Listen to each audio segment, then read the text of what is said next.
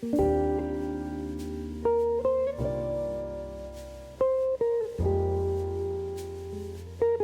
we're live! Richard, how you doing, mate?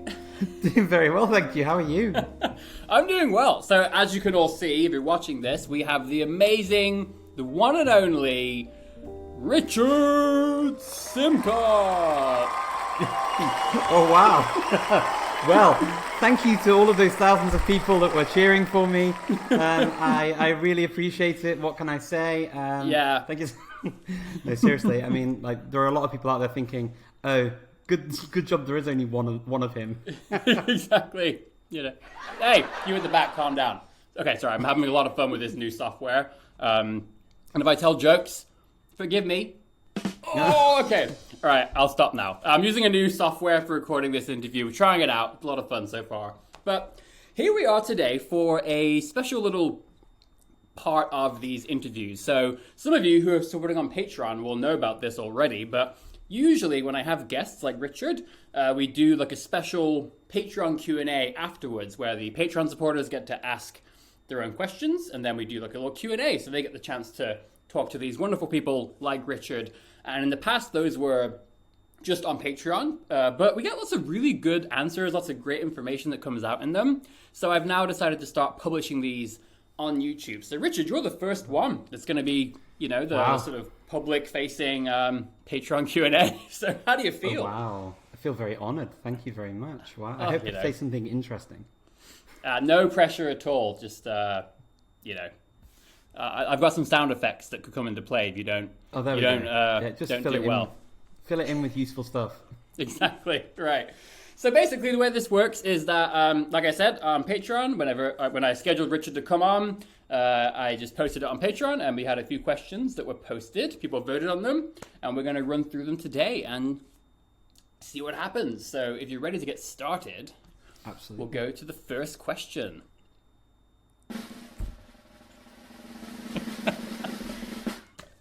That didn't fit really, did it? You're having way too much fun with these sound effects. It's got to be said. Okay, I'm going to stop. Okay, I'm seeing the thumbs down on this video already. I know. That's it. I'm done for. Channel has. You know, there's no booing sound effect. Only. I'll make it for you. It's fine, and they'll be making it while they're watching the video, so you'll be all right. You don't need any more booing effects. I appreciate your support.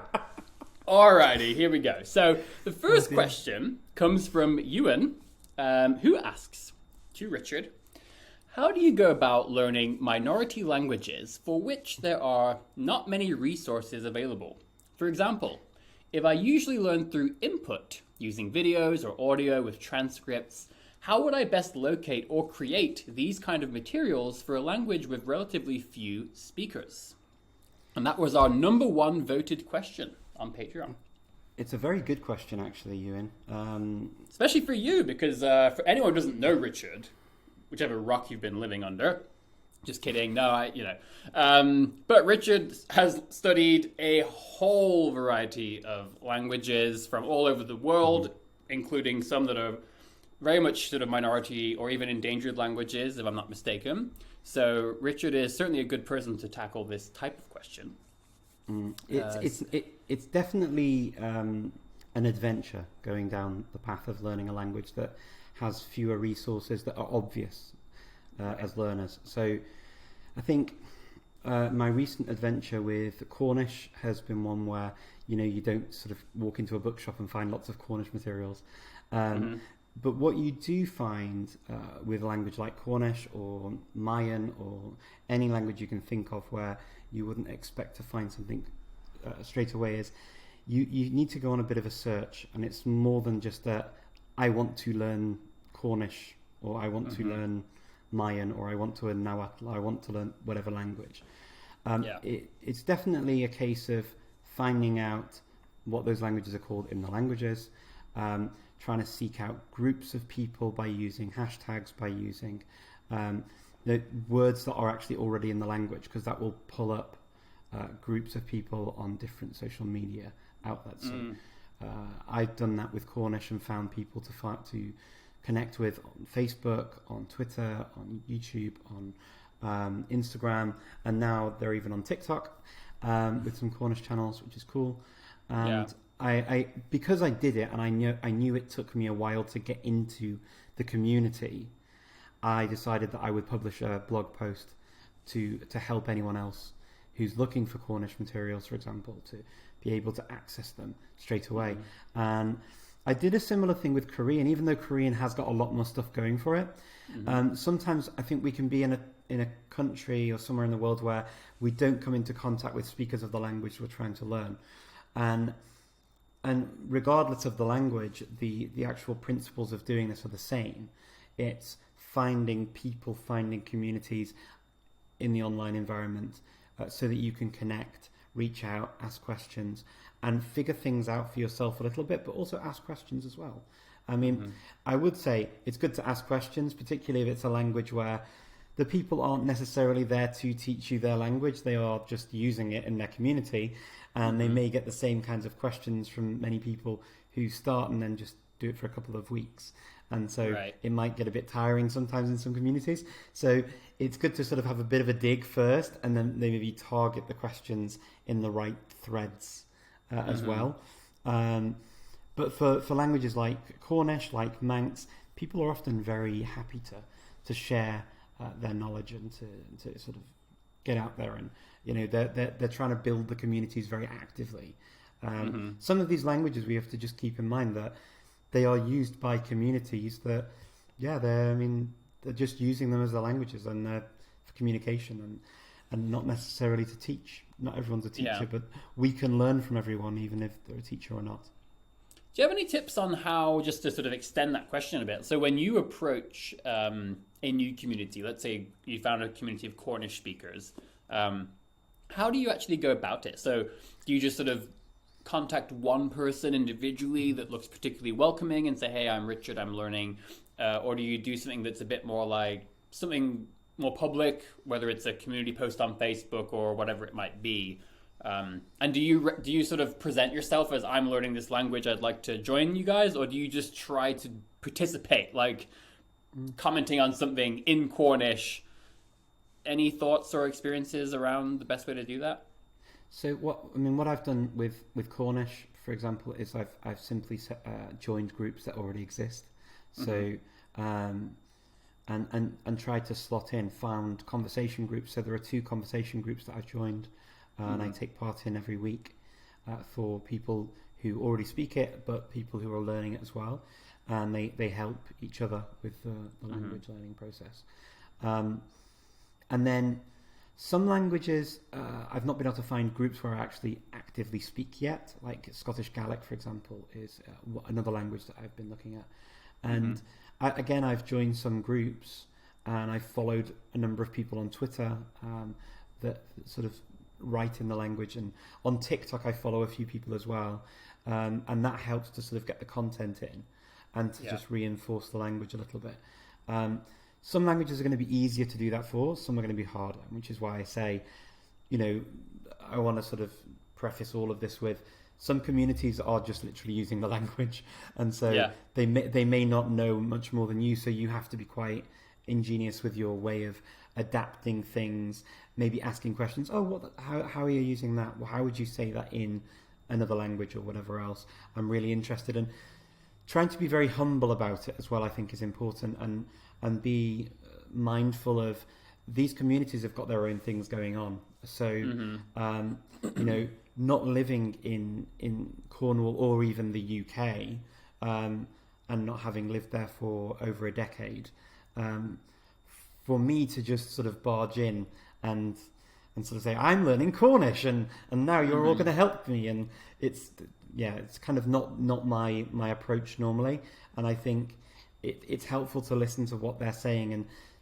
kind of like the radio, tune into what the conversations are going on around that community.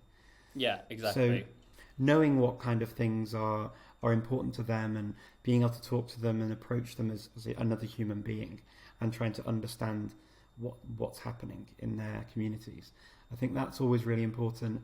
I've also been getting into Haitian Creole on Clubhouse, and somebody set up a lovely group where she was going through the pronunciation over a nice, I think doing a very good job of a longer period of concentrating and focusing on the alphabet and the pronunciation of the language. And we've been slowly getting into Haitian Creole. And again, making these automatic comparisons to French, making these sort of generic remarks are not helpful. So I would never want to do that. Clearly, having a knowledge of French is a help when you get into Haitian Creole, because there's a clear, a colonial history there. But it's being mindful of what that means, and not being from Haiti and also not being French. I think that I need to let people explain things on their own terms, in their own time, and in a way that is acceptable for the local culture. So there are, depending on the language that you're looking at, because I mean, all languages are different, right? And all communities are different. And as I say, Cornish and say Manx may be easier because they have been active groups trying to revive languages and bring languages. With the case of Manx, there were fluent speakers when the last native speaker died in the 70s. But with a language like Cornish, there was a full-on revival of the language. So the last native speaker died in 1777, and then the language was revived and is now a thriving language. It's sort of a growing language as well, with people like me even, taking part in learning it and enjoying it. So there are lots of things to take on, sort of to be mindful of and to consider when you're approaching these kinds of languages. But the materials are out there. It's just whether or not they're in the format that you're used to. You may need to, often, I mean, whether you're religious or not, it doesn't matter. The Bible and other religious texts are often good places to get direct translations of texts that you'll have in another language you may speak, and then the language, your target language. So regardless of whether or not you read those texts with a faith or a spiritual aspect to them, it's kind of beside the point. The point of actually accessing language is quite good. I mean, even groups like Jehovah's Witnesses have Watchtower, and they have many things in different languages as well that you wouldn't typically get resources for. Things like that can be helpful to get some additional vocabulary, to see language structures, to hear it in use. They often have recordings as well of how it's spoken. So there are ways and means of if you're having trouble with the groups, you could often try and find those kinds of resources.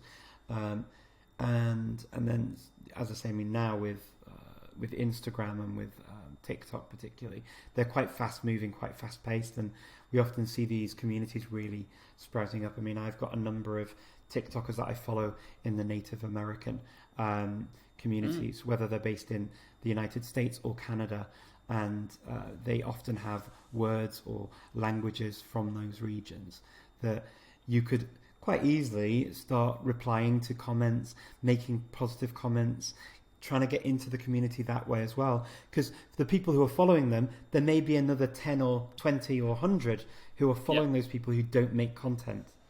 Yeah, and I find, as a quick tip before we go to the next question, I've always found that asking questions like trying to understand something, people are often very happy to try to explain. So in my case, two examples at very different levels of proficiency. In Japan, I used to sit in coffee shops with novels. And now I was at a much higher level of proficiency, but I'd be sitting there reading a Japanese novel, and then when I get stuck, very often there'd be someone sitting down by themselves, next to me. And I wouldn't come and say, hey, by the way, I'm learning Japanese, can we practice? I would just say, I'm so sorry, I'm reading this novel and I was just having a bit of trouble understanding this sentence. Would you just mind helping me? And every time, sometimes they'd be a bit more shy and they would just explain it. But a lot of times they'd be like, oh my God, you're reading this? And they'd be so interested, and they'd be so happy to help explain. And sometimes that would then blossom into a conversation. Now, at a much lower level of proficiency and a very different culture, when I was in Finland at one point, learning some Finnish, I was there visiting a good friend of mine, and I thought, come on, I got to learn a bit of Finnish. I had gotten a children's book, and same strategy. I was in a Starbucks in the center of Helsinki. You know, I was terrible, and I'd heard all these stories about how Finnish people they won't practice with you, right? They'll only speak English to you. It's really difficult. You know, there was this lady, you know, sitting next to me, same situation, and I just sheepishly kind of, I'm so sorry to bother you. But the point is, I didn't just point at the page and say, explain this to me. I specifically showed a sentence, and I said, I see this and this, but I'm having trouble. And same thing. She was a bit more reserved. She was a little bit, you know, but she was just delighted to explain. So I would think this could also work for the TikTok or the Instagram or the YouTube scenario. If you're watching a piece of content in Cornish or Manx, whatever it is, leaving a comment that maybe even asks a specific question about something in the content, you might get loads of people happy to just jump in and help you understand. Yeah, it's nice that you had that experience, and actually I found that in Finland too. Many people have said to me, you know, in Finland they tend to speak English. I've not really had so much of an issue with that when I've been in places like Finland. And I remember once there was somebody sort of giving information about quite a sensitive topic in the world, and I won't sort of go into the topic because it's not the point of the podcast. It's not the point of this interview. It's not the point of what I want to make.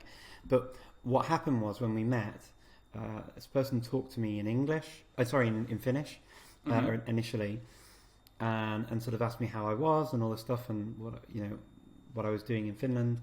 And I sort of said all this stuff, and I said, "Oh yeah, I'm just starting to learn Finnish," and he said, "You know, would you mind?" And actually asked me, "Would you mind if I explain this in English? Because what I'm standing here doing right now is trying to raise awareness of a situation." I can't remember the ins and outs of what the person said at the moment. It was quite a difficult topic, and anyway, I said, "No, absolutely not. Go ahead." And they explained it all in English, and then went straight back to Finnish. Right. And I thought that was such a nice thing to do. You know, and just really actually quite approachable. I think this is the thing, isn't it? When people realise that you actually want to learn the language, and that you're interested in the culture, and there's a genuine interest there, and it's not just you know, you have to do this, and you sort of steamroller them into doing something. I think that's where the sweet spot is, the key difference between just going in with your own agenda and actually taking stock and realizing, no, this is a language of a community and of a certain area of the world and of people, or certain areas of the world where they have their own stuff going on. And I'm not just learning a language, I'm learning about the people, I'm learning about the culture that's carried in the language, right? So Yeah, exactly. I think a nice little way to summarize it perhaps is, leading with substance versus just like, hey, practice Finnish with me. Because it's just like if I say to you right now, Richard, hey, speak Indonesian. It's like, what do you want me to say? And then if I just say, speak Indonesian with me, you don't know what level I am. But if I ask you a specific question and lead with a little bit of substance, it shows you that I want to learn. But it also gives you an indication of what my level might be based on the question I'm asking. And it gives us something to talk about. So I think that's better than just, hey, I'm learning Indonesian, please practice with me, Yeah, absolutely. So, yeah. Although that may work too, I don't know. Okay, so great. We could talk about that for hours. I think it's a great topic, but I guess we must press on to the other questions. The next question we have here, which has the second highest number of votes, is from Linda, who asks, I'd like to know how Richard is separating his languages, especially similar ones, and if you could maybe give an example. That's a good question, Linda. The separating of languages can be a tricky thing. So, I mean, typically I've focused on 3 main language groups, which are the Romance, the Germanic, and the Slavic groups. And what I do is I have anchor languages within those groups, so languages that are particularly strong, and then I tend to learn to speak other languages, and I don't really worry if I make mistakes, though I have influence from the other languages that are stronger. My main preoccupation, I guess, is to communicate my ideas, and so I recognise that that's not going to be perfect ever in any language anyway, and so there's kind of degrees of this, how grammatically correct and precise you're going to be each time, right? So for the languages I use all the time, and that are kind of my bread and butter languages, anchor languages I was talking about, they will often be very strong, and I feel quite happy just using them whenever. I feel quite happy being able to manipulate them to get nuanced language and details in there. So languages like French, German, French and Spanish, and Italian to a lesser degree from the Romance languages, and then a language like Portuguese or Catalan or Romanian, I know I'm not going to be able to dominate in the same way. My understanding might well be there in some of those cases to a very high level, but it may not be to the same level as French or Spanish. Right. It's just, I mean, it's just normal, right? That you can't have them all exactly the same place. The way I got those languages in particular to sort of be able to do them is that I studied 4 of them at university, so I had to use them, and often back to back, going to classes. These are each in a different one of Yeah. those families. Like, did you have at least one Slavic, one Germanic, one Romance in that period? At university, no, I didn't have any Slavic that I spoke at university. I did study Swedish at university, and I studied Old Icelandic at university, and then German Classic. I learnt in Germany. Yeah, so Yeah, you this got to is- have a bit of Old Icelandic. You know, I mean, Well, like, I think so, right? it wouldn't really be. What's the point otherwise? You know. Yeah, exactly. No, so Old Icelandic was good, and I really enjoyed it. Actually, that was the main motivator for me to study Swedish, because I couldn't study Old Icelandic without studying Swedish, and so Right. I had to sign up for Swedish to do Icelandic, and I actually only wanted to do Icelandic at the point. I was Right. really into. I don't know. I had this fascination. Didn't you go to Reykjavik at some point not too long ago, specifically for an Icelandic course? I've been so many times. Okay. So I actually got onto this summer program to study modern Icelandic at the university in Right. Iceland, and I did the full intensive summer course that they have, and that was a lot of fun. Yeah. And then I took the Polyglot conference there as well a few years later. Right. And then before all of the pandemic stuff, so the last summer that I could travel, which was 2019, I spent summer in Iceland. So I was in Iceland for 6 weeks. Wow. Yeah, I mean, I love Iceland. Yeah. So yeah, I studied both of those, and then the other languages that I learnt were German and Dutch, and German actually became an anchor language with Dutch because of just having worked in them for so long and studied there and lived in those countries. So they became my anchor languages really in Germanic, and I'd say Swedish within the Scandinavian languages would be my anchor language. So any Norwegian or Danish that I speak will often be influenced by Swedish rather than the other way around. Right.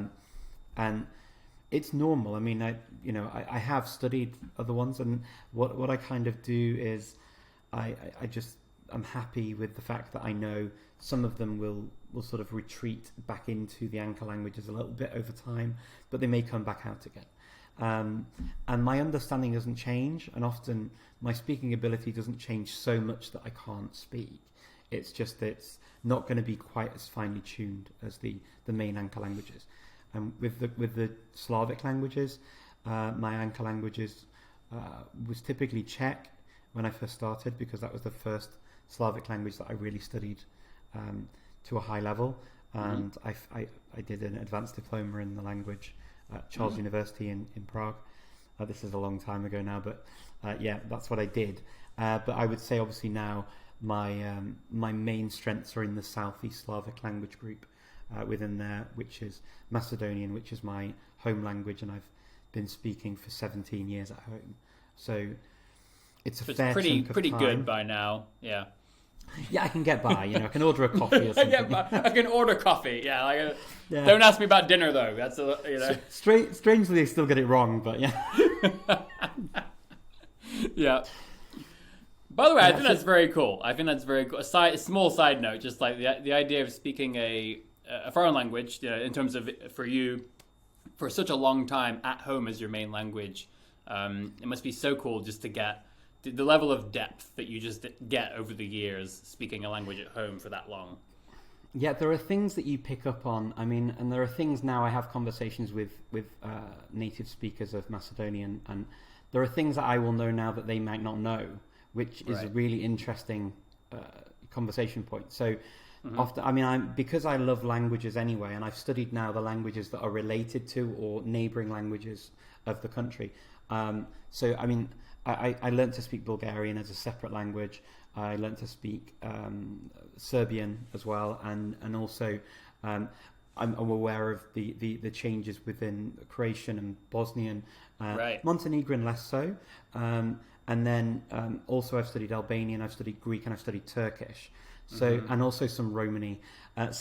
So it's funny when you learn all of these languages, and when you're into languages generally, you pick up on what's entered your main language. So the Macedonian for me is the anchor point there, right? But I understand where words have come from that most people that I encounter in the country have no idea why they say a certain word. Or what it originally means. Or there'll be words, for example, that I've learnt that exist in Macedonian because I learnt them in another language. Particularly Turkish is very, very common for this. So there's a word for pink in Turkish, which is pembe. And pembe is a word that exists in Macedonian. Macedonians, the older generation, I'm going to say, have heard the word and know it was a word that people used. It's used often in like poetry or literature. It's not used very often it's not used at all. I've not heard it ever used in, maybe once or twice by some very a lot older people in the country. But if I were to mention it now to the younger generation, a lot of them wouldn't even realise it's a word. Some would, but they wouldn't quite know what it meant. So it's quite weird when you explain what a word means in somebody else's language, even though you're kind of a latecomer to the country, if you know what I mean. It's a bit of a strange thing. I remember a taxi ride, actually, one more thing on this which was really funny. I remember a taxi ride that I was there, and this taxi driver was trying to be really sweet and explain something cool about Macedonian to me. Oh, it's great you've learnt Macedonian, and we were going to a place that was called Demir Kapia, and Demir Kapia is like a really famous name. There are places with this name, streets with this name in Macedonia, in sort of the streets of North Macedonia, right? And Demir is the Turkish word for iron. And kapia is a word for like a gate, right? And people know the gate thing here very often. Demir, they know that they should know it, but they don't really know it. So this guy was saying like, Demir means black. And I'm like, no. and the taxi driver was like trying to be really nice, explaining it to him. And he went, this Demir means black. And kapia is like, kapia.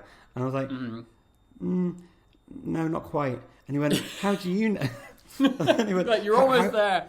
How do you know? And I said, I've studied Turkish, so I speak Turkish, and it's Turkish. And he goes, oh, you know it's Turkish? And I said, yeah, demir means iron, so Iron Gate. It's Iron Gate. And it's quite funny when you have these interactions with people in languages that are not originally the ones you grew up speaking. I agree. Yeah, I mean, even with just French and English, there's so many words that in French are quite common, that either I certainly heard in English, but same thing, like, okay, I know that I'm aware of this word, and I've heard it 100 times, but never quite taken the time to actually grasp it. Or there are words that I don't even know. Well, you're learning French, and then you're like, oh, what's the definition of this? And the definition is just the same word. But in English, it's like a much higher level or much less frequent, less common word. And same with, actually, when I was learning Korean for a short time, having learned Japanese and knowing about Chinese loanwords in Japanese and now having learned Chinese, there are lots of words in Korean, that are like almost exactly the same as the one in Japanese. But the funny thing is, they're both Chinese loanwords, but now Chinese has evolved. And so the original Chinese word now sounds completely different. But having that knowledge and understanding, like, oh, I see this word is like that because it comes from these two characters. And in Korean, it's particularly interesting since the characters are no longer used, at least in everyday language. So it's cool to actually have that knowledge of, oh, I know the two characters that make up this word and where it came from. I think that's also pretty cool. It is pretty cool.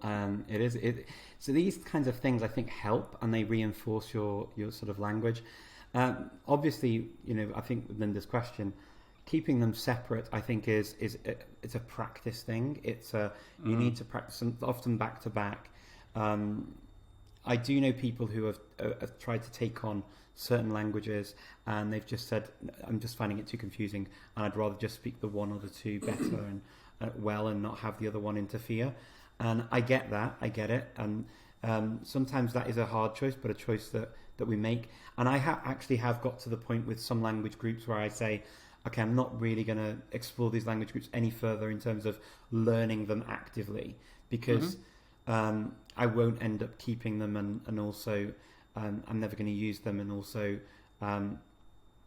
will I really do any make any dent, and will I feel anything particularly different doing it unless my situation changes, getting into all of the Germanic and all of the Romance and all of the Slavic languages would be a bit too far for me.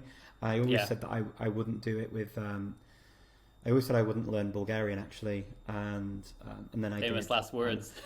Yeah, and it was no, but actually it's fine. Bulgarian is different enough for me to be able to keep them separate. Yeah. Sometimes my Bulgarian will be influenced by my Macedonian, of course, but because the languages are to a very high level mutually intelligible. But they're different enough for it to be not just an accent. But there are languages where, for example, I don't, and I think that's because I've really got strong roots in Macedonian, so I can. It's very strong in my head. Whereas when I tried to learn Slovak, I learned Slovak for a competition at the Polyglot Gathering and studied it for a few weeks, and I could get by in Slovak. Right, I could fake my way in Slovak. So I used to say. Did you fake it till you made it? I definitely faked it. Well, it's not really faking. I didn't make it, but it's really weird. It's really weird because I was watching original Slovak language content on Slovak TV, and I can follow it, right? Because it's a similar thing. There's a high degree of mutual intelligibility with Czech and Slovak. But after that competition ended, what I noticed is that my Slovak went back into my Czech and Polish. Interesting. Yeah, isn't it so interesting how this happens?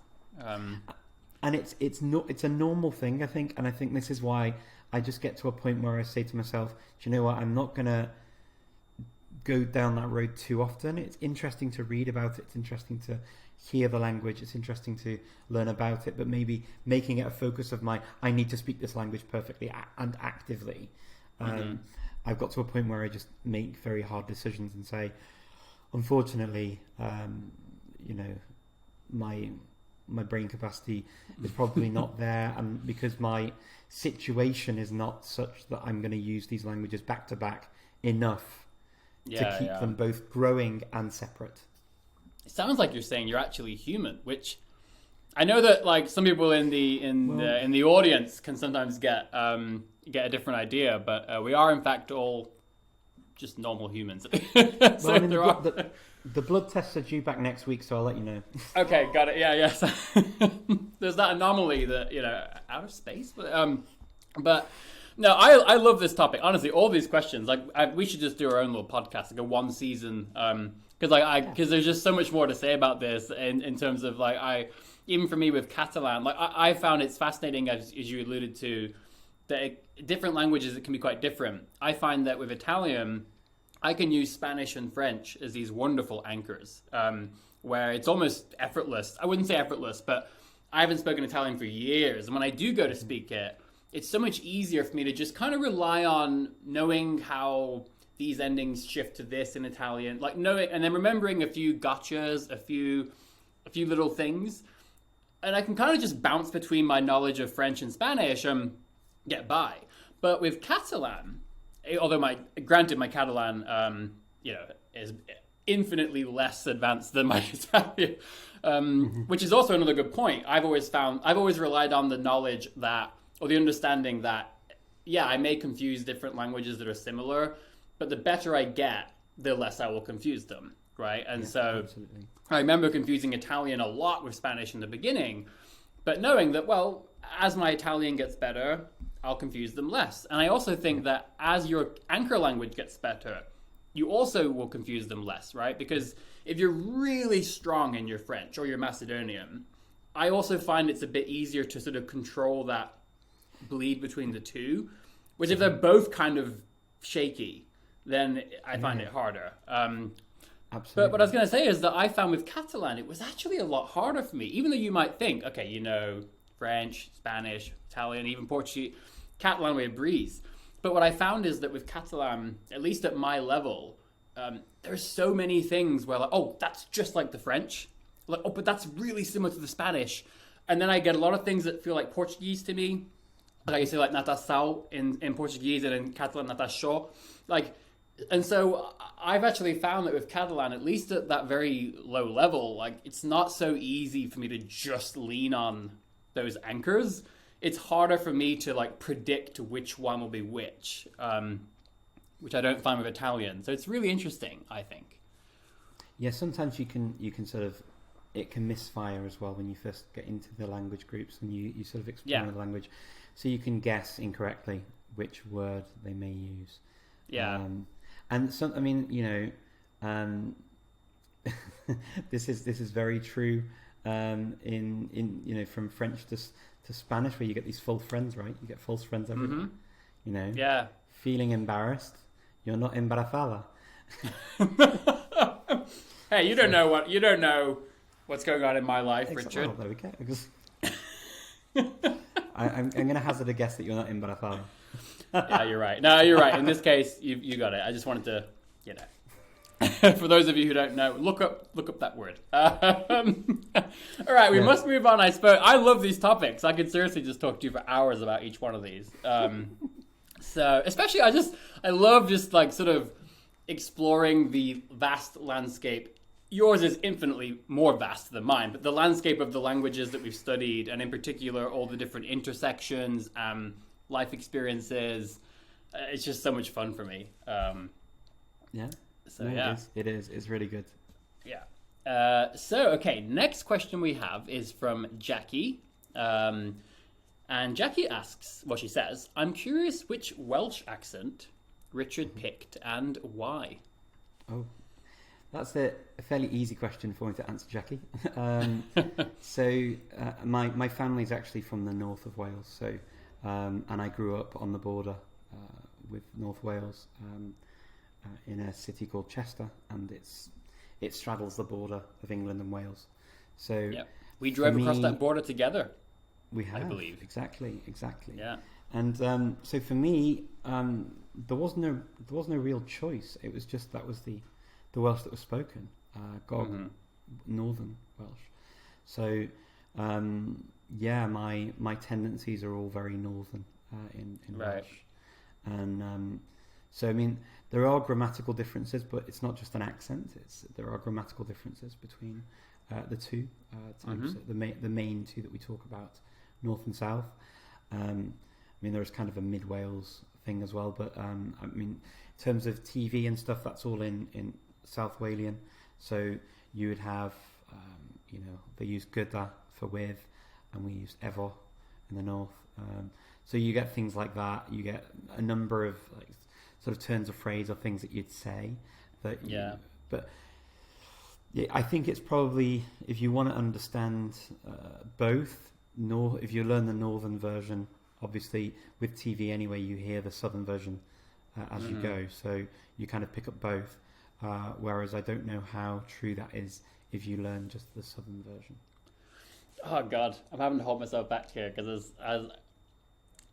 nah, I mean, I won't do it. I won't be selfish. We can move on. It's just I love this like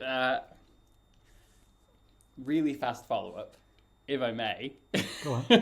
It's just these are all like such interesting topics. You mentioned how in this case with Welsh, there wasn't really a choice. Like the choice was sort of made for you, which is sometimes the way it works. And in some cases that could be like, let's say learning Japanese. In general, certainly starting out, the choice is sort of made for you. You're going to learn the sort of standard dialect of Japanese, unless you really had a specific reason to learn Kanzai Ben or Hakata dialect or whatever. But there are also languages where the choice is not necessarily made for you, whether it's because of your personal circumstances, like in your case, or because there's just a really obvious standard dialect or accent, right? And so in my case, Spanish is one of these, where I struggle actually infinitely with these legitimate like identity issues with Spanish, where I just had a great conversation in Spanish with a guy named Martin. It's going to be on my channel in the coming weeks, where we spoke in Spanish. He's from Peru. And I talked to him in Spanish about like these issues I have where there are aspects of Mexican Spanish, for example, specifically, that I love. There are aspects that are more just sort of a Latin American sort of flavor in general. But then I also speak predominantly with a sort of Castilian Spanish. And like I genuinely struggle because there isn't necessarily a clear choice. And in some cases, you can fall in love with a couple different things. And have you ever struggled with these types of decisions, whether it's picking one or even just, should I have to pick one type of Spanish? You know, it's really interesting to me. There's nothing, I think in general terms, I mean, away from Welsh, obviously because Welsh is kind of a heritage language for me as well. And as I say, my family are from the north, so they're originally from Carnarvon, which is definitely very North Wales. And so, aside from that, other languages, I've had similar experiences to you. Depending on where I've been, I've not tended to pick an accent or a pronunciation, or a way of pronouncing the words. So the French was the French that I learnt, and then I did have a go at learning Quebecois before I went to Canada, and I really enjoyed it. Yeah, but my French is the French that I've spoken, I think. Pretty much. So Portuguese, if I remember correctly, you learned European Portuguese in university or around that time, but then you came back from Brazil when we met in Lisbon, and the first thing out of your mouth is like, boa tarde, and everyone's like, oh, you're from Brazil. Remember that guy that was like, sei brasileiro, and you're like, you know, and it's just because with Brazilian Portuguese, right, as soon as you say like, bom dia, this like, boa tarde, like immediately people know. It's interesting. That was more, there's kind of a reason why I chose to learn how to speak with a more Brazilian pronunciation. Because we learned, as you rightly said, at university we had to speak just European Portuguese, and we weren't allowed to use any other variant. We had to use that type of Portuguese. So when I was going to Brazil, I realized that actually I'd heard from a lot of people that they find it a little bit difficult to tune their ear into this kind of European way of speaking. So I decided that I would make an effort to open up my pronunciation, because I was speaking a Portuguese that was very closed. And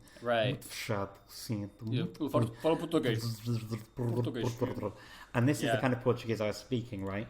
And so I decided that I would make an effort to open up my Portuguese so that it would be more understandable and more acceptable in Brazil. And actually I find it quite fun, and I enjoyed it. So now my accent sort of goes somewhere mid-Atlantic, I guess. So it doesn't quite sound Brazilian, but it doesn't sound Portuguese. And it's probably got some foreign twangy thing in it too. But bit of Macedonian, a little bit of Welsh. A little bit of everything. Exactly. Spice things up. Yeah, what I love to do is I love being able to be very thoughtful about this. So I love, if I'm speaking to somebody from Venezuela, I love throwing in words that I know are specific slang words that are common in Venezuela. Or if I'm speaking to somebody from anywhere in Latin America, I love using more diminutives like more ahorita, or I love using like things like que riquísimo, which I know are much less common in Spain. I love being able, like having that knowledge to tailor the way I'm speaking to the person I'm speaking to as an intentional sort of thoughtful thing. But even then, there's still this interesting question for me of, but what's my identity in Spanish? And again, so if I'm just speaking, And I genuinely struggle with that with languages like Spanish, where again there's just not an easy choice, and it's a fascinating question. I've got to say, my experience with languages like Spanish or German, where I learnt them in a very specific place with people. Portuguese was at university, so it's a bit of a different thing, right? So I could kind of be a little bit more clinical about saying, okay, I want to now learn to pronounce it as a Brazilian, or the Brazilian way of sort of pronouncing the language. Whereas with Spanish, I learnt it with people from Malaga in France, strangely enough, and then I spent time in Malaga, and so that way of learning that language, kind of I never really get rid of it. That's just the way. It's the most natural way for me to speak now, and the weird thing was I spent a year in Czech Republic as well, living around people from Latin America, from Peru, from Bolivia, from you name it. Colombia, everywhere around there. Mainly those countries, actually, the north part of South America. And when I was talking to them, my accent even sort of, because some of the aspects of the way they speak is more similar to the southern Spanish style of speaking, this Andaluz. Yep. And so my accent kind of drifted even a bit mid-Atlantic in Spanish, I think, over that year. Yeah. Because when I got back, and I also had a sister-in-law from Venezuela at one point. So my accent kind of drifted a little bit in Spanish, but it's always tended to come back to this sort of Andaluz that I learned. Yeah. Which, by the way, do you know, you probably do, but a lot of the typical characteristics of Latin American Spanish specifically come from Andalusia, because a lot of the conquistadors and things, a lot of them were from that part of Spain, and so that's the reason why you don't have the gracias, this sort of lisp. That was a typical way of speaking in Andalus, right? So I found it fascinating. Just like seeing how a lot of Argentinian Spanish characteristics come from, like specifically Napolitano, like the Naples dialect, or of Italian, because of very specific immigration patterns and things. Absolutely, and I mean, and there are things that you see from Galician as well, from Gallego. People interesting. In Galicia, in some of the Latin American languages, it's Latin American variant, should I say? You see some influence there, and they talk about the Gallegos or the Gallegos, if they're maybe from Argentina. Yeah. It's an interesting thing to see, sort of how people perceive it. I always find the idea of calling Spanish a Castilian in Latin America particularly, I find that for me personally, it feels a bit weird, because I would never say I speak Castilian. Right, I wouldn't either normally, yeah. So for me, Castellano or Castellano, or however people pronounce it, for me it sounds really... I couldn't say I speak that, because I don't. For me, that's a variant from Castilla-La Mancha. And it's not my natural flow in Spanish. My natural flow would be more Andaluz. So I feel comfortable saying Español, because it's still the peninsula of the country is España. Yeah. But I would never say I spoke Castilian, for example. Interesting. Yeah, I've just been looking for ways to make it very clear in very few words, like what I'm generally talking about, if I'm saying like Spain Spanish as a general thing. So I've started saying it in those situations, but it always feels a little bit strange to me. The exception would be when I speak in Catalan, because in Catalan the word for Spanish typically is castellà, and then obviously then parlo castellà. I speak Castilian. But that's because that's the general name that's used for it. I do feel a little bit strange saying it, even to this day. I do feel strange saying it. Yeah. Because it doesn't quite describe it right. I guess it's a bit like some of the Asian languages when you say where you're from, and you have to say igirisu, like in Japanese, right? Igirisu jin desu. It feels a bit weird, because it's actually not Igirisu, it's the United Kingdom, right? But you that's very often the case, right? That you have to say something that you don't really feel. Yeah, it's even like saying I'm English versus I'm British, and where Yeah. in the US, like a lot of people in England specifically, I find when we're talking to each other, we'll say I'm English, but in America, everybody just refers like says it British in my experience. So when I'm there, I'll always refer to myself as British, which this is a whole different topic perhaps, but it's just another case of sometimes I find that depending on where you are, like you'll have to use terms that people are used to or expecting. Or in your case with Igirisu, that's a language thing, even more so. But yeah, I find it fascinating. It's a good topic. Yeah. All right. How often do they use ingurando in Japan? Because they've got ingurando and igirisu. So igirisu is always taught to you in the books as Britain, right? But even though it sounds very much like England, but then you do have ingurando, right, as well in Japanese. Right. Yeah, in my experience, very little. In my experience, Igirisu has been a lot more common. And it's funny because even in my brain, I associate that almost with England because it sounds quite similar. Especially as far as Japanese, English loan words go, that's pretty about as close as it often gets. I guess let's move on to the next question here. But again, I'm thinking one day we should just record a whole season of a little chit chat podcast of all these great conversations. Let's see. Okay, so Darren asks, what was Richard's first language that he learned from nothing, and what was the reason? Was it an emotional or an intellectual decision? Oh, okay. So after English, which is obviously... Was that an emotional or an intellectual decision? English. It was definitely an imposed... family spoke it, so I learned it. But I mean, in terms of, I'm guessing, what sort of meant here is the sort of after the language is spoken at home, right?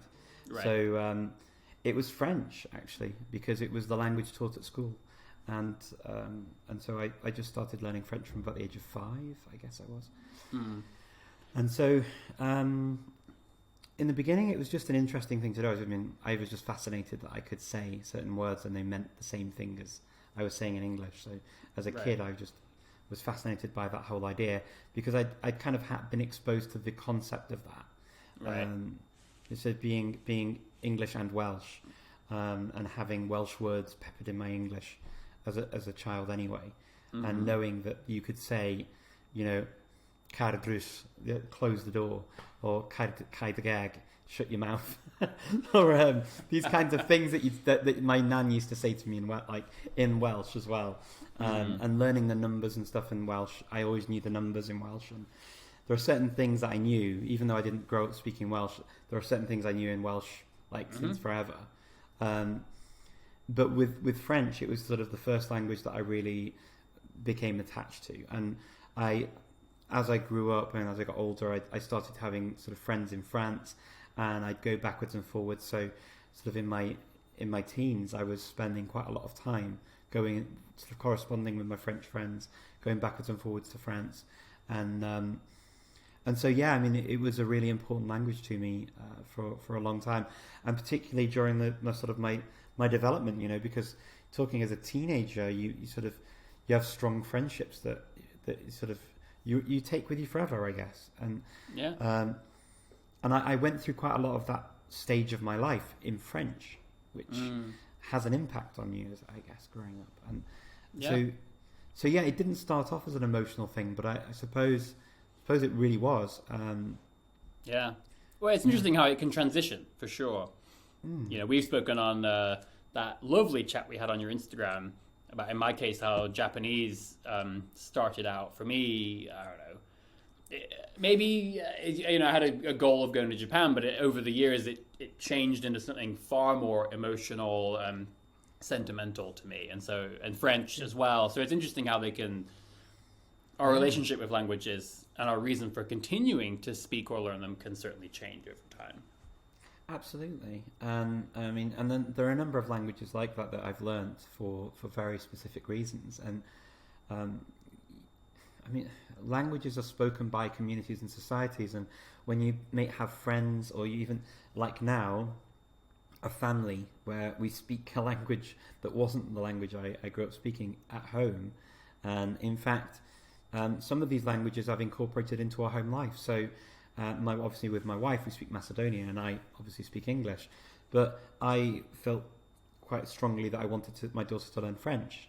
And because I had this attachment to it, and also I recognised that when I was at school learning English literature, knowing French was a huge advantage because I didn't have that. That's why I struggled so badly. I could access, you could access so much sort of vocabulary that's used in English literature that as a normal everyday English speaker and user of the language in a family environment in other areas, you don't necessarily come across this terminology. Whereas in French, it was just like a normal word. Yeah, exactly. And these things really helped me to succeed with a language like English, with a subject like English literature. And so I wanted to give that to her too. And then Spanish and German were both languages that I had quite a lot of sort of in my life. I've made very strong ties and emotional connections with as well. I mean, with people and families, and that just doesn't go away because you leave the country. So absolutely. So again, the languages that for me were important to continue. Excellent. Well, I could chime in on that more, but I'm going to behave and go to the next question. All right, because I mean, I hope if you got a few more minutes. Yeah, go ahead. Okay, I'll keep my mouth shut and let you do the talking. Okay. So Cassandra asks, what do you do, or what studying follow-up do you do after conversational lessons or language exchange sessions? I find that I'll have a conversation or tell a story, and I don't know how to build intentionally from that experience. A tutor may correct my grammar or word choice, and I'll have a chat of typed phrases, or a language exchange partner may not correct me. And she says, I suppose I could take notes or try to retell the story, like the 4-3-2 exercise. Any thoughts? So there are things you can do with those notes. So copying the notes down, going through them again, just even rereading them is going to help. If I'm honest, I don't always do that myself. I tend to think that if words are going to stick, they're going to stick. If words are going to be important to you, they'll be repeated. And so often it can be a little bit difficult to say, okay, well, just memorize all of these, because then it feels even worse when you can't remember them. Maybe rereading them and doing things like that. For some of the languages that I study at the moment, I have groups of people who study with me. And what I do is I post all of my notes in that group, and we talk about things a little bit. So discussing the notes afterwards. Yeah, so we talk a little bit about it, and we ask questions if we didn't understand things. And that's quite a useful thing to do. But it can get a bit overwhelming when you've got a lot of notes and a lot of vocab, because sometimes it feels really important at the time that you're doing this, right? And what's that, and what's this, and what's that, but often some of the worst language sessions can be when you come away with a huge amount of words, because it's not practical to just jam them into your head. And you really need to practice and get them in, because if you don't practice them and they don't become automatic and natural out of your mouth because they're solidly in your brain, you don't know them. So writing them on a piece of paper isn't necessarily always helpful, because a language isn't something that you learn because you can then refer to all of your notes in a conversation. It's not the way it works. It's you don't have that luxury in a conversation to refer back. You have to be able to make do and mend with what the language you have to get your point across and to understand what's being said. And sometimes it takes a number of times for you to hear a word and get it right. I'm going to give you an example from my own study. I was studying Armenian, Eastern Armenian, a while back, a number of years ago. and I had a list of vocabulary that the teacher wanted me to learn, and one of those words was the word for pineapple in Armenian. And the word for pineapple in Armenian, I still remember to this day, is arkeachanzor. Okay. Arkeachanzor. Exactly. It's very easy, right? It trips off Right. the tongue. So, okay, so this word, this is the word I struggled most with in Armenian out of the whole list. Strange that it's the only one I remember, but I struggled so hard to remember it. And I was studying it and studying it and studying it. Okay, how do I remember arkeachanzor? And I was repeating it over and over again. And I was trying to tell people the story of this word so that I'd remember it, just as I'm doing now. And this will just reinforce this word even more in my head. And then I met an Armenian and I said, oh, you know, arkeachanzor. And I learned that the origin of it, and it meant that arke is the word for a king, and chanzor is the word for an apple. So it's the king apple, which is an amazing story. And now I've remembered the word for apple because it's chanzor. Or the apple king. The apple king. So I remember this word, right, in Armenian. And then I meet an Armenian and I said, oh, you know, I remember arkeachanzor, this word for pineapple. And they went, yeah, but really we just say ananas. Oh, that's great. So, by the way, I love the idea. I love the idea of like, you know, you meet an Eastern Armenian speaker, and then you get that moment where you want to chat and you're not sure how to start the conversation, right? Because you're, you know, and you're like, arkeachanzor, just pineapple, just throw it out there. And yeah, just a great conversation starter. Yeah. That is funny. Barev, hello. Yeah. Inch pesek. I mean, it's memorable. That'll really, you know. Oh, it's the pineapple guy. Yeah. So, all right. Well, let's see. That was a good tip. We're almost at the end here. So, second and last question is from Cassandra, also, who asks, "What kind of fluency development activities do you do between sort of A1 and B1 levels?" Paul Nation defines these activities as the ones that work on increasing speed and thinking in the things that you've already studied. Yeah, it's combining things. So this would vary differently on from language to language. So these kinds of fluency activities for a Romance language would be, I guess, centered around changing verb forms and verb tenses, because they are by far the hardest aspect of those languages to get right and to feel comfortable with, because you know, people get them mixed up all the time, and it's normal. For Slavic languages, it would be the cases, and verbal aspect later on becomes I think the hardest aspect of Slavic languages, and then with German it would be word order for most learners at that stage. It's sort of an A2B1 stage. Getting German word order right is probably the biggest nightmare, and it's a case of learning to say what you want to say and what you know you'll say very often, and just getting it to the point that it flows out your mouth, and then learning what and how you can substitute words in and out of those constructions. A language like Chinese is actually a really good example of a game-changing language in terms of the grammar that you talk about in Chinese often is to do with patterns, language patterns or sentence patterns that you learn. So you don't really learn it as... it's explained as grammar, of course, but it's patterns that you switch words in and out of. Yeah. Same in Japanese, even if Japanese syntax is very different, but in Japanese, once you get past the basics especially, grammar books usually just contain lots of patterns. Yeah, and that's basically what it is. Whereas in a lot of the European languages, those patterns are a bit different, because it's not necessarily just a pattern. You've got to learn the entire conjugation, the entire declension of the nouns or whatever it is. And that can be the thing that you need to practice. With number of Asian languages, it's definitely the patterns that you need to learn. This construction equals this. Yeah, exactly.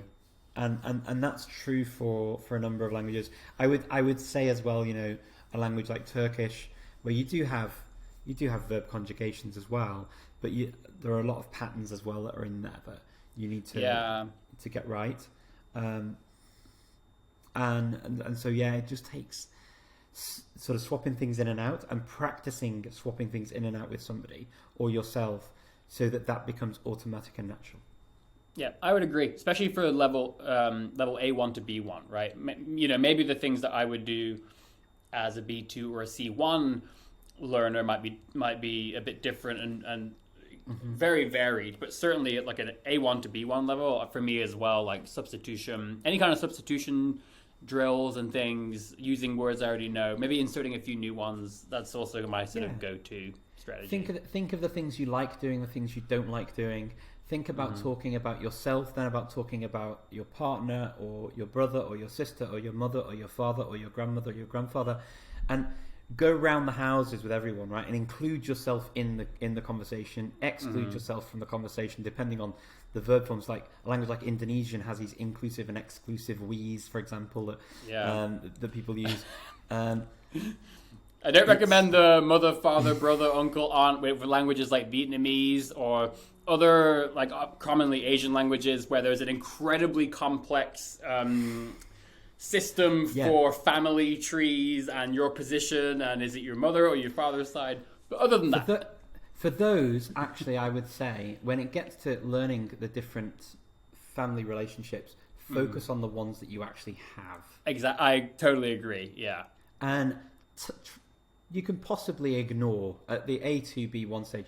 You can pretty much ignore the other ones. No, they exist, but ignore the fact that you need to know them. It will come with time. I mean, people do this with languages often, and they'll try and teach, or even the native speakers will try and, if they've got no experience teaching, particularly, they will try and teach you all of the terminology all at once. And it's seriously. I was learning Vietnamese, and all the books I saw is like chapter 1. Let's learn every single term for every family member, and I'm like, let me just take you and me for people who are my age, informal. Let's go with that until I actually have some footing, right? Then I can add a few in. And it's funny because like for example, even in Macedonian, we have quite complicated terminology for brother-in-law or sister-in-law. They're quite weird. So my brother-in-law, I call him by one name, and he calls me as his brother-in-law by another name. Because of the direction or the... Because of the direction, exactly. Yeah. So his sister's husband is different to my wife's brother. Yeah. And if it's two sisters who have two husbands, there's a different word again. Right. So they call each other... If you want some real whiplash... try going from learning Vietnamese as an example and all the family terms to Swedish, where it's like it's delightful. Oh, like farmor, mormor, morbror. Like it's just it's great. It's so Swedish is good. The Scandinavian languages often have very good ways of referring to languages. I love Swedish so much. Like I know there's gonna be a time in my life where I do some really fun stuff with Swedish. And that's not just putting IKEA furniture together, isn't it? Oh, no, that was basically the extent of it. That was it, that's it. Great, thanks, Richard, for diminishing my dreams with Swedish. It is a fun thing, though, as a Swedish learner or speaker going to IKEA and actually, like, reading all the names of things. It's quite hilarious. Also, hearing other people, like other British people trying to read the names of things in IKEA is quite a treat. Well, that was the promise our Swedish teacher made to us at university. He said, by the end of this year, if you learn nothing at all, at least you'll be able to pronounce the IKEA catalogue correctly. There you go. Yeah, and I bet half of them still couldn't. But there we go. Setting the bar high. All right, our final question, I think. We've gone way over time, but I loved it. Hope you. This is a really quick one, and I happen to know that the answer is very short to this one as well. So Linda asks, and I did not pay her to ask this question, I promise. She's a huge supporter of Journaly. So she asks, what do you think about Journaly, and are you planning on using it? No. What's Journaly? I don't know. You're asking the wrong guy. Never heard of it. Possibly. Why not? I mean, I'm sort of big into trying things out. I never say never with things. I think it's important to try things and see how they fit and how you can adapt them into your life and into your usual practices. So yeah, potentially, sure. But I've not tried it yet. Yeah, Well, hey, if you need tips or if you know anyone in the know about it, I mean, just hook me up. Let me know. I'll find someone that can send you information. Well, Richard, thank you. Well, this was honestly, as it always is, so delightful. I'm pretty sure people are going to enjoy watching this. So thank you very much for your time. Always a pleasure. Any final words, final comments for all of your screaming fans out there that Don't do the sound effects again. Don't do the... Oh, no, he's done it too late. Hey, everybody calm down. Hey, you at the back. Keep it down. Okay. Sorry, Richard. Oh, dearie me. No, thank you very much. It's always a pleasure for me to talk to you. So, I love being able to have a chat with you and catch up. So, anytime, absolutely. And say thank you for all the great questions, because I thought they were really, really good. Yeah, I love doing these. Questions. Yeah, I love these Patreon Q&As. And obviously, shameless plug, if you want the ability, if you want the ability to also join the fun and ask questions to future guests, then you could, of course, go support my Patreon. But also, please do consider going to Richard's YouTube channel, which I'll have a link for down below, his Instagram, which is Speaking Fluently, loads of great stuff. Anywhere else people can find you or anything else you want to plug? Yeah, I'm on Twitter and obviously Facebook and as well as YouTube and Insta. And I've got a TikTok channel that I've not dared post anything. You're so cutting edge. I'm just on YouTube and Instagram. That's it. I can't handle anything else. I know. I love the other ones as well. They're all very different. It's just too much for me. I'm like, TikTok, I'm possibly not hip enough for it. But we'll see. I might get there. I could see you doing some of those dancing videos. Like, the really popular, that seems to be all that TikTok is. At least I just keep seeing all these things pop up on Instagram stories where it's like, yeah. Much to the chagrin of my poor suffering daughter, I don't know. I do mention that I might go onto TikTok, and she says absolutely not. He's been banned. Well, that's that. So we'll see. We'll see how I'll be de-TikToked. There you go. All right. Well, let's see. I'm gonna as we transition out, I'm gonna click on Riverside Tune 6 to transition us out of this.